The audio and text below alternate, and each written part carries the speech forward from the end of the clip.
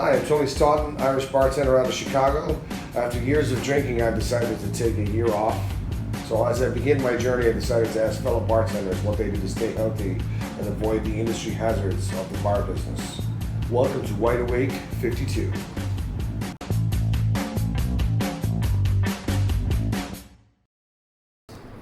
My brother from Wide Awake 52, thank you for being here. Pleasure. So yeah, what's going on, man? You've been busy traveling, doing all kinds of traveling the world. Yeah, it's a brand new year, 2020, so going into it with 2020 vision, so to speak.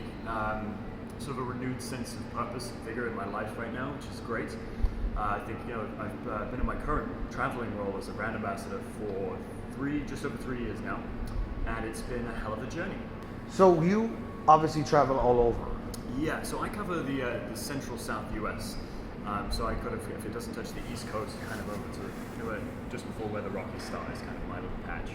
And it's a fun life, So I do travel a lot, and that obviously is a beautiful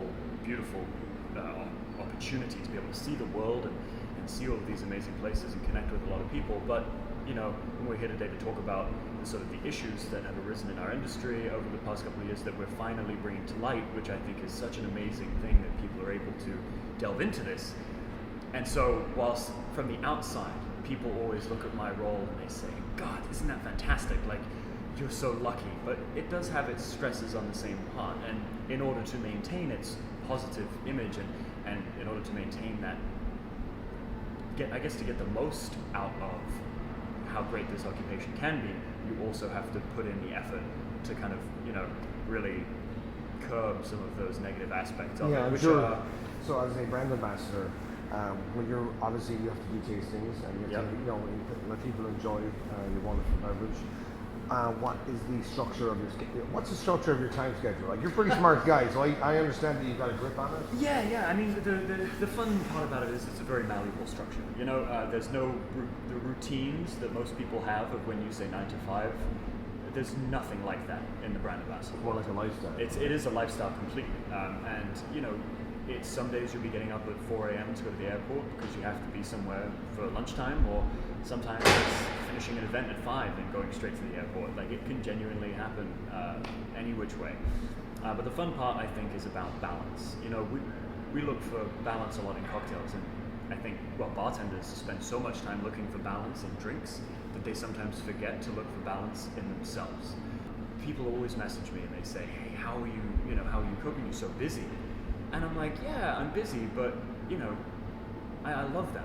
And you're upbeat. That for me, like you're dressed up as an elf for Christmas time. Like, you got a great attitude.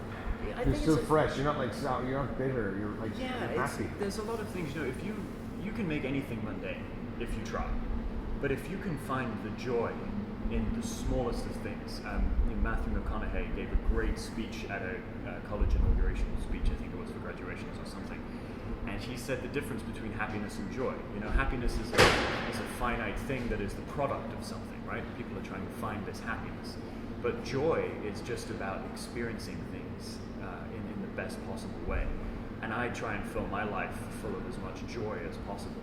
So whether it's even when I'm eating food, I treasure every bite that I love something. You know what I mean? Like, when I had this beautiful rainbow sherbet dessert the other night, and I cherished every single morsel of that. And that simple experience of just loving a simple thing as a Sure, and then you gotta go to the gym for 2 hours, right? Yeah, but it is that wonderful idea of just kind of, I think just living to the best of your ability.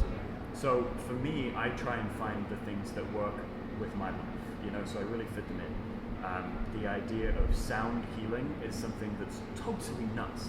But if you've ever done a gong bath or ever heard of anything like that, it's the most amazing thing on the planet.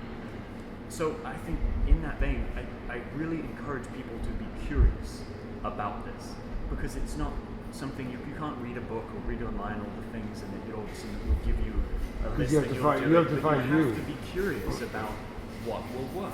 And if you're not, you're never gonna find the end goal, right? Like, you're never gonna find the things that work if you stick to what works for Well, other that's the people. thing. You have to get out of the comfort zone. Grease that,